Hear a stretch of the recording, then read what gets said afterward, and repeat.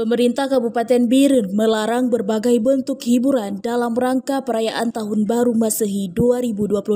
Larangan tersebut meliputi tidak memperbolehkan meniup trompet, tidak memakai topi khas Tahun Baru, tidak boleh membakar kembang api dan mercon, tidak melakukan konvoi hingga berbagai kegiatan huru-hara lainnya.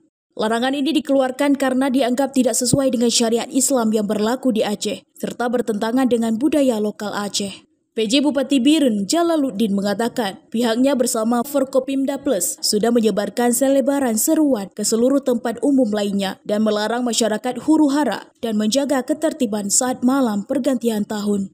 Sudah mengeluarkan beberapa himbauan yang ditandatangani bersama oleh Forkopimda Plus. Ada himbauan-himbauan terutama menjaga ketertiban, tidak boleh membakar kembang api, tidak boleh ada kegaduhan, memerayakan pergantian tahun itu tidak boleh menyimpang dari ajaran syariat Islam. Ada perayaan-perayaan khusus, tidak ada. Masyarakat juga kita himbau tidak merayakan secara vulgar. Dan saya yakin di Biren sebagai kota santri, kemudian kota juang juga dari dulu tidak merayakan pergantian tahun Masehi.